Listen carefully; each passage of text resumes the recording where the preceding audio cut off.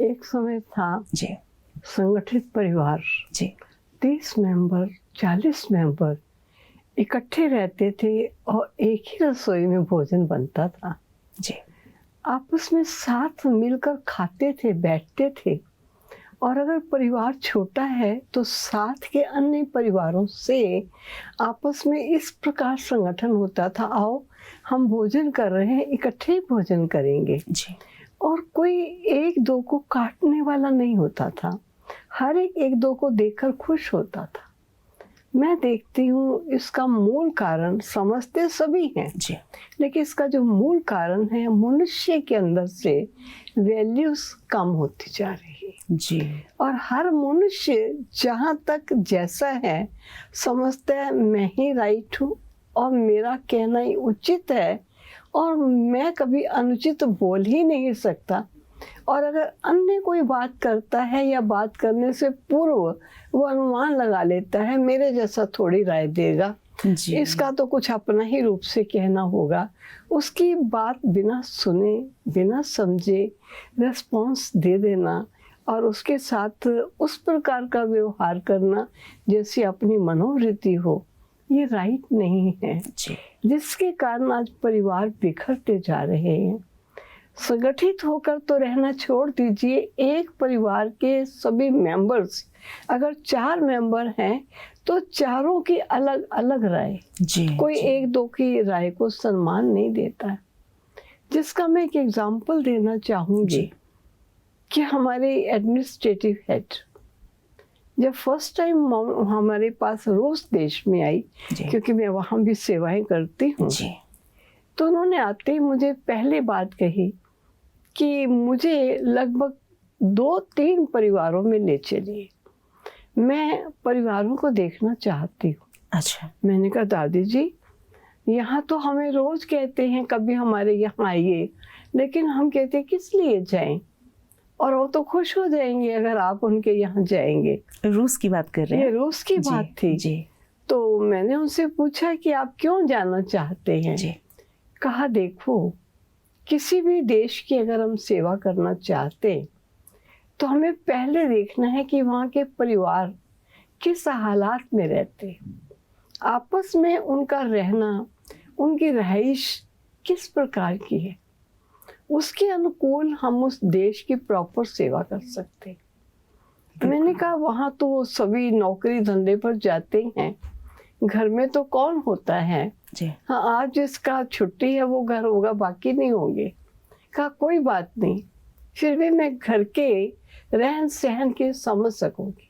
अच्छा तो मैं देखती हूँ कि बहुत बड़ी चीज होती है एक परिवारों में परिवार के मेंबर्स के वाइब्रेशंस, जो वहाँ के हालात, वहाँ के रहने वालों की जी मनोस्थिति को दर्शा देते। जी तो दादी जी ने कहा नहीं होंगे तो कोई हर्ज नहीं, जितने भी होंगे, लेकिन मैं वहाँ जाना चाहती हूँ। जी तो मुझे ऐसा लगता है कि अगर आज हम चाहते हैं हमारा देश आगे बढ़े, जी तो देशों को आगे बढ़ने से पूर्व परिवारों को श्रेष्ठ बनाना बहुत जरूरी। बहुत सुंदर बात, बहुत और सुंदर परिवार में वैल्यूज घट रहे हैं, जी आपसी दूरियां बढ़ रही हैं, जी एक दो के प्रति सम्मान और स्नेह की भावनाएं नहीं रही हैं। जी इन सब चीज़ों को बनाना या बढ़ाना ये आज एक नितांत आवश्यक है। जी जी जी जिस पर मैं एक आपको बात कहना जी चाहती हूँ। जरूर जरूर इस समय हमारा महिला प्रभाग,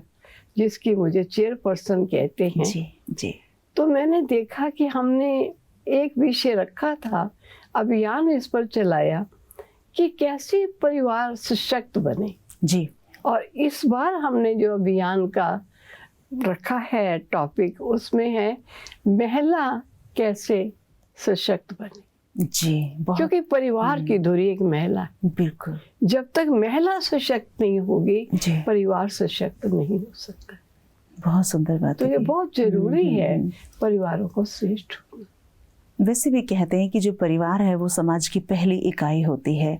परिवार से गांव, गांव से समाज, समाज से देश बनता है। और जैसा कि अभी आपने बताया, आपने रशिया की बात करी, क्योंकि ये बहुत ज़रूरी है कि किसी भी देश की संस्कृति वहाँ के परिवार से परिलक्षित होती है। वहाँ के लोग किस तरह से साथ रहते हैं, परिवार में किस तरह से एक दूसरे मनोभाव मिलाकर रहते हैं, ये बहुत ज़रूरी है। लेकिन आज के समय में ये जो एक वजह जो बन गई है, हम ऐसे, जैसे कि आपने कहा कि पहले से ही हम मान लेते हैं कि मेरी बात को मान लिया जाए। क्यों ऐसा क्यों समाज में ऐसा वातावरण क्यों बन रहा है दीदी, आप क्या समझते हैं? एक तो आज पारिवारिक इकाई होती चली जा रही है। हर एक समझता है स्वतंत्र जीवन, मानो मैं और मेरे, हम दो और हमारे दो। बड़ों के साथ मिलकर रहना नहीं चाहते जी। मैं एक छोटा सा एग्जाम्पल, कुछ समय पूर्व जी। मैंने देखा, माँ ने बच्चे की कोई शिक्षा दी कि बेटा ऐसा नहीं करना, ऐसा करना है, अगर तुमने नहीं किया मैं तुझे उचित समय पर खाना नहीं दूंगी। जब दादी को पता चला कि हम सब खा रहे हैं लेकिन पोता खाने में नहीं आया, तो कहा कि वो कहाँ है। कहा आज उसको अभी खाना मुझे नहीं देना, क्योंकि जो मैंने उसे करने के लिए कहा उसने नहीं किया, मैंने उसको सजा दी। दादी ने कहा तू कैसी है, मेरे बच्चे को तुमने सजा दी, वो भोजन नहीं खाएगा और हम खाएंगे। कहा कुछ समय के बाद उसको दूंगी, लेकिन थोड़ी शिक्षा देने के लिए। दादी ने कहा नहीं, जब तक वो नहीं खाएगा हम नहीं खाएंगे। उसको बुलाया, बेटा तू जल्दी आ और डाल इसका खाना, ये खाएगा खाना। तो ये सब देख करके ये कहा कि ये देखो ना, क्या माँ बाप से सीख कर आई, कैसी बहू मिली है जो मेरे पोते को भी टाइम पर खाना नहीं देती।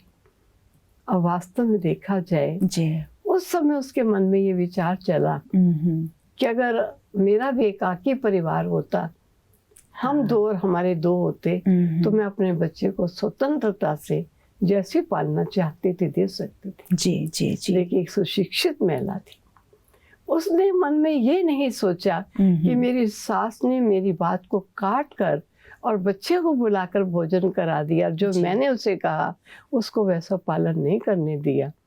उसने इस बात को ना देखते हुए ये सोचा जी फिर भी घर के बड़े हैं और इन्होंने अपने समय पर हो सकता है अपने बच्चों को शिक्षा दी होगी, लेकिन बच्चे और पोते पोतियों में कुछ अंतर होता है जी।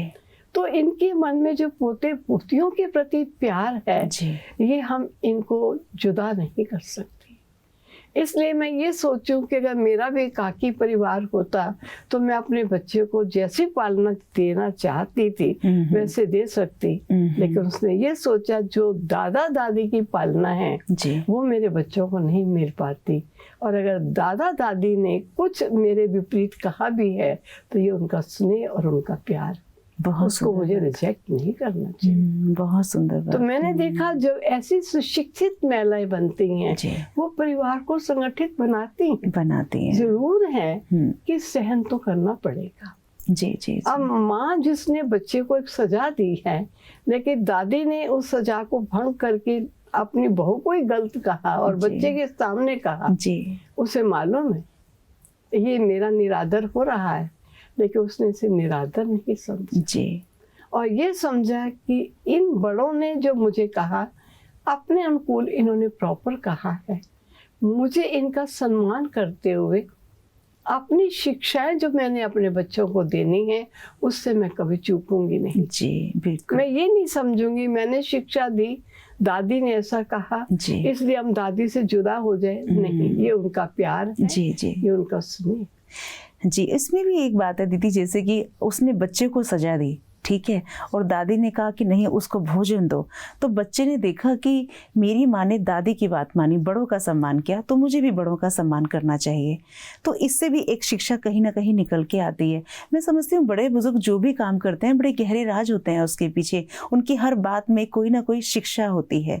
ये तो सबसे बड़ी वजह है। मैं ऐसा समझती हूँ कि हो सकता है आज नेगेटिविटी का समय बहुत बहुत ज्यादा, और बच्चा ये समझे कि देखा मम्मी ने सजा दी, मेरी दादी ने मुझे उस सजा से अलग कर दिया, ऐसा भी पॉसिबल, इसलिए मम्मी क्या है, मम्मी ने ही काम की, दादी ही काम की। ऐसे टाइम पर माँ को बड़ा निर्माण बनना होगा जी, और ये देखना है मुझे अपने घर को बनाना है, मुझे अपने घर को बिगाड़ना है, मुझे बच्चों के कैरेक्टर को ऊंचा करना है।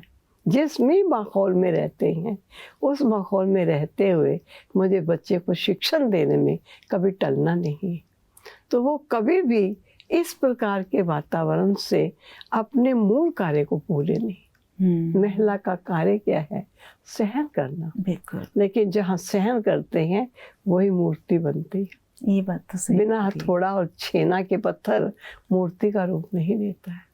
तो मूर्ति बनने के लिए कुछ सुनना पड़ता है, कोई हर्ज नहीं, लेकिन अपने श्रेष्ठ कर्म से कभी टले नहीं। जी जी जी जी बहुत सुंदर बात दीदी। आज के टाइम में जैसे आपने कहा संगठित परिवार तो अब रहे नहीं, अब तो बहुत ज़्यादा हो गया कि दादा दादी भी अब तो साथ नहीं रहते। अभी जो समय ने करवट बदली है, अब तो ऐसा होता है कि चलिए बेटे की शादी हुई तो उनके लिए पहले से ही घर बना दिया जाता है। आजकल के माता पिता भी चाहते हैं कि बच्चों को स्पेस चाहिए, और हम जो रिस्पेक्ट चाहते हैं वो शायद हमें ना मिले, क्योंकि उनके तो काम ऐसे हैं, अपने काम वाम में बिजी रहते हैं। वो हम अपना जीवन स्वतंत्र जीना चाहते हैं, वो अपना जीवन स्वतंत्र जिए। ये भी एक नया चेंज आज समाज में देखने को मिल रहा है। मैंने इस बात में भी देखा जी, कुछ बच्चे ऐसा भी कहते हैं कि चलो हम माता पिता को अपने साथ रखेंगे। एक परिवार में मैं गई जी, और जहाँ परिवारों का संगठन था, उसमें एक परिवार के पति पत्नी दोनों बैठे थे, साथ ही बैठे थे जी। बड़े उदास थे। मुझे उनकी उदासी का कारण जानने का मन हुआ। जब सभी का आपसी बातचीत और जो मुझे कहना था मैंने कह दिया, जी। उसके पश्चात मैंने उस कपल को बुलाया, बुजुर्ग थे जी। मैंने कहा आपके चेहरे पर खुशी नहीं, सब खुश थे, बात सुन रहे थे, रिस्पॉन्स दे रहे थे, आप बड़े खुश नहीं थे, कोई कारण है? कहा अगर आप व्यक्तिगत हमसे पूछते हो तो हम आपको अपना दुख का वर्णन कर सकते हैं। हमने कहा बताइए। कहा कुछ दिन हुए हमारे बच्चों ने आपस में निर्णय किया कि मम्मी एक भाई के पास रहेगी और डैडी दूसरे भाई के पास रहेगा, और जब वहाँ से मम्मी आएगी तो वो फिर मम्मी इधर आ जाएगी, डैडी उधर चले जाएंगे। ये हमारे लिए बहुत दुखद की बात थी, क्योंकि सारा जीवन हमने बच्चों की शादियाँ की, पढ़ाया लिखाया, इनके लिए व्यस्त रहे। अभी पति मेरा रिटायर हुआ, मैं भी बुजुर्ग हुई, दोनों मिलकर आपस में बैठे, कभी बातचीत करें, कोई दिल की लेन देन करें। अब वो समय हमारा आया जब हम फारिग होकर एक दो के नज़दीक आ सकते थे। आज हमारे बच्चों ने जब ये निर्णय लिया कि मम्मी एक के पास रहेगी, पापा दूसरे के पास रहेगा, और फिर आपस में वो बदल जाएंगे, वो उधर जाएंगे, उधर जाएंगे, ये सुनकर हृदय फट गया। ऐसा लगा कि हमने बच्चों को कितने प्यार से पाला और आज हम दोनों को रखने के लिए इकट्ठे हमारे बच्चे तैयार नहीं। और मैं ऐसा समझती हूँ इसमें भी माँ बाप का दोष है। जी जी, क्योंकि माँ बाप ने बच्चों को पाला पोसा पढ़ाया जी, और और उनको पाँव पर खड़ा करना, ये सब चीजें उन्होंने निभाई, लेकिन बच्चों को वैल्यू नहीं दी, वैल्यूज नहीं दी। माँ बाप के लिए बच्चों का क्या सम्मान होना चाहिए, उनके लिए बच्चों की क्या भावनाएं होनी चाहिए जी। ये जो माँ बाप के प्रति प्रेम और सम्मान और स्नेह की भावनाएं थी, ये माँ बाप ने बच्चों में नहीं डाली, और उसका परिणाम है कि बच्चे स्टैंड कर गए, मकान अपने अपने ले गए, लेकिन माँ बाप को नहीं समझ पाए कि इस समय माँ बाप की क्या ज़रूरत है, उन्हें इस समय क्या चाहिए। वो दो माँ बाप को इकट्ठे नहीं रख पा रहे। ये सब किस लिए हो रहा है? जी जी जी, ये वैल्यूज घट रहे हैं। वैल्यूज घट रहे हैं। अगर प्यार देते हैं तो प्यार ही देते जा रहे हैं। जी जी, पढ़ाते हैं तो उनको योग्य बनाते जा रहे हैं। जी जी, बिल्कुल बिल्कुल। उनको स्टैंड करने की चिंता लगी हुई है। बच्चा तैराक भी, तैरना भी सीखे, बच्चा बैडमिंटन भी सीखे, बच्चा डांस भी सीखे, गाना भी सीखे, ये सब कुछ तो सीखे, लेकिन बच्चे के जीवन में वो जो रूहानियत और दिव्यता और श्रेष्ठता है वो कहाँ से सीखेगा? वो छूट गया कहीं पीछे, वो छूट गया। हमने प्राथमिकता पे ही इसको रख लिया ना कि पैरों पे स्टैंड हो जाए, कल को अच्छा अर्न करने लगे, अपने पैरों पे खड़ा हो जाए, कल को एक अच्छा जीवन साथी मिले और हमारी जिम्मेदारी यहीं तक है। तो हमने कहीं ना कहीं जज्बात पे काम करना बंद कर दिया, वैल्यूज़ पे काम करना बंद कर दिया, और आज उसका ये परिणाम है कि आज समाज इस दिशा में चला गया है कि मन में भी एक दूसरे की जगह नहीं है। माता पिता को एक पुराना फर्नीचर समझ के हम समझते हैं कि अब इस कुर्सी की ज़रूरत नहीं है तो इसे उठा के उस कोने में रख दिया जाए। हम बात तो बहुत करते हैं, और जब हम ये ऐसी मार्मिक बातें करते हैं सचमुच मन भर आता है, लेकिन फिर भी समाज में एक ये संदेश क्यों नहीं जाता? जहाँ तहाँ आप देखेंगे ये कहानियाँ, और आपने इतनी मार्मिक कहानी अभी सुनाई, हम जब सुनते हैं सचमुच आंखें भर आती हैं, लेकिन फिर भी ये चीज़ें अभी भी समाज में कायम हैं। कारण क्या है कि आज मनुष्य जी शिक्षा ग्रहण नहीं करता है। किसी भी बात से वो सीख ले जी, वो उसको नेगेटिव रूप से देखता है। ये कह देंगे सारा जीवन तो इकट्ठे रहे थे ना, अगर अभी इकट्ठे नहीं रहेंगे तो क्या हुआ? जज्बात जानने की कोशिश नहीं करते। इस समय रिटायर हुए, माँ भी अपने कामों से फारिग हुई जी, बच्चों को स्टैंड कर दिया, अब दोनों मिलकर बैठे, एक दो का आदान प्रदान बातचीत का करें। बिल्कुल, ये अपने साथ से लगाते नहीं। हमने देखा है कि व्यक्तिगत सोचते हैं किसी के बारे में, लेकिन मेरा भविष्य क्या होगा, बिल्कुल सही। अगर ये चीज मेरे साथ हो तो मुझे कैसा लगेगा? बिल्कुल बिल्कुल। हम कहते हैं आज मनुष्य ने जो कुछ देखता है वो दूसरे की निगाह से देखता है, अपने साथ बीती की निगाह से नहीं देखता है, और इस चीज की उसमें कमी हो रही है।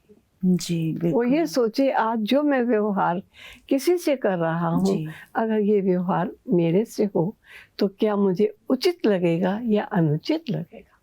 अगर मुझे अनुचित लगता है तो मैं उसे उचित करूँ जी, और अगर वो उचित लगता है तो थोड़ा गंभीरता से विचार करें। जी जी। और जिन माँ बाप से इतनी पालना ली है उन माँ बाप की भी थोड़ी सुननी चाहिए।